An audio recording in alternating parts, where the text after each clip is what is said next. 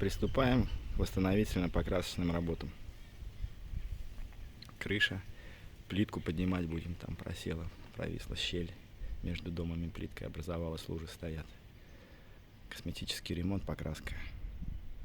Восстановление поливочной системы.